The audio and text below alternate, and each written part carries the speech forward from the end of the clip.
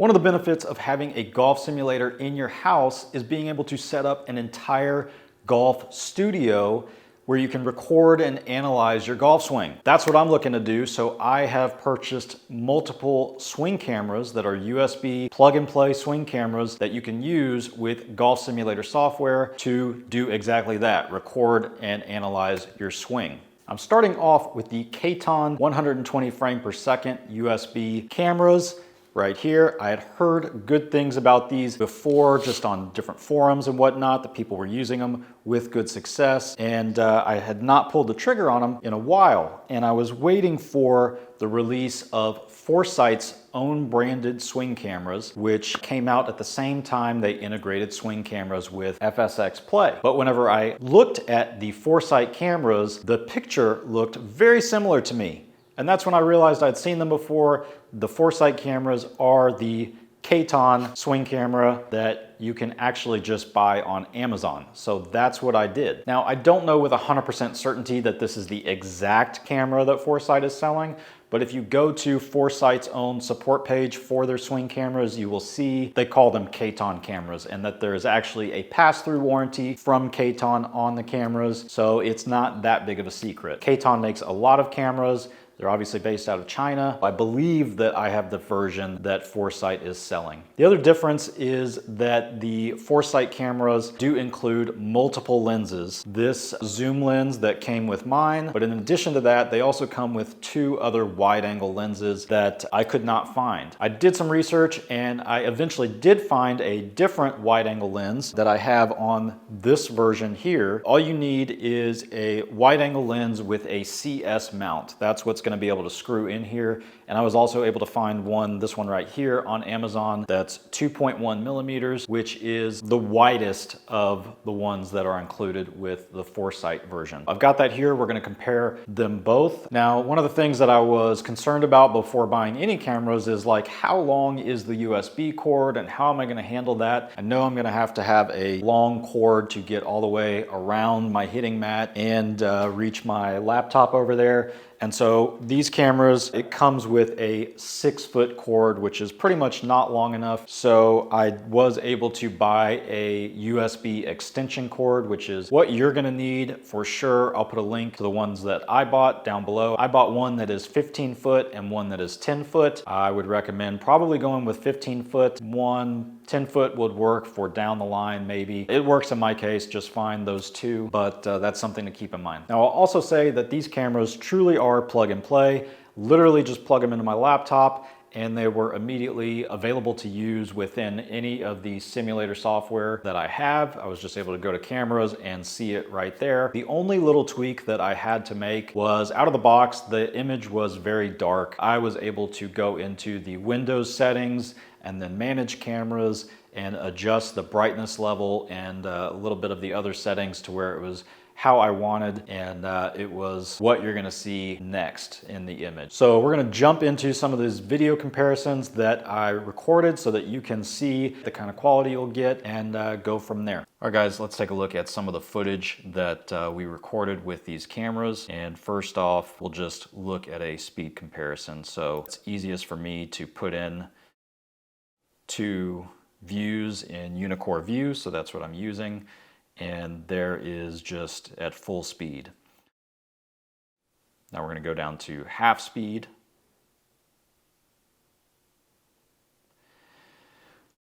And then next we'll do quarter speed to make full use of that 120 frames per second. And I'm using driver in most of this stuff so that you can see kind of the full length club, the longest club that you would hit, and also the fastest moving club head.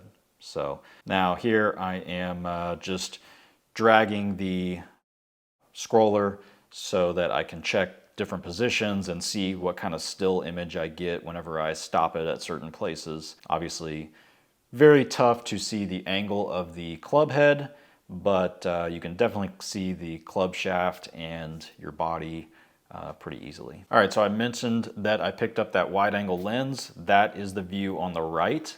The left is the included zoom lens, and these are both right next to each other at 9 feet from the ball. And here we've got the same zoom lens on the left, wide angle lens on the right. We're in the face on position, and we are at 6 feet from the ball, just to see the difference.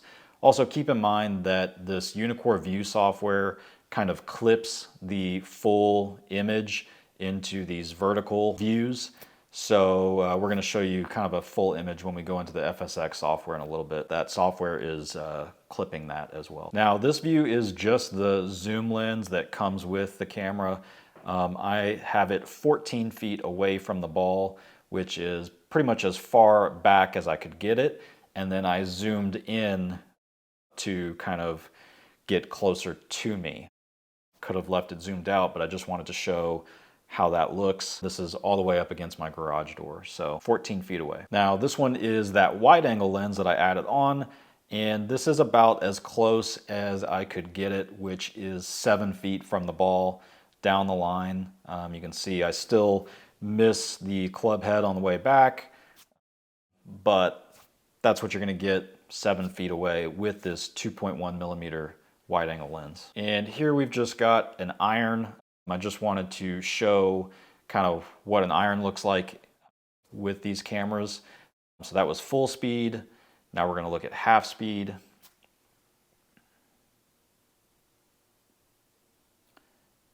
And then we'll go in and look at quarter speed. I think it's easier to see the club face with the iron. Obviously it's a slower swing speed, and the iron head is just easier to see. So a little bit easier with everything when you're using irons. And again, I'm just dragging the slider to kind of look at different positions and see what I can see in the video when I kind of freeze the frame. It also doesn't help having the club head against the screen. And again, back when I was using the driver, you could see it get lost in the enclosure that I'm hitting into as well, because that's black and my driver head is black. Okay, so just to show that these cameras do work with the Foresight software, we are in FSX 2020, and now you can see that this software does not clip the image. That's the full 720 by 1280 view, and in FSX 2020 you have the option for half speed and quarter speed. Here's quarter speed. I actually think it looks really good here in this software. And here's the face-on view in FSX 2020.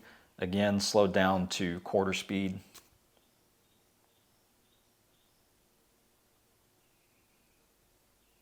Obviously, you can see a lot more of my cluttered garage, but it works. Now, I felt like the Uneekor software really altered the image a little bit, and it just kind of looked better in the FSX software.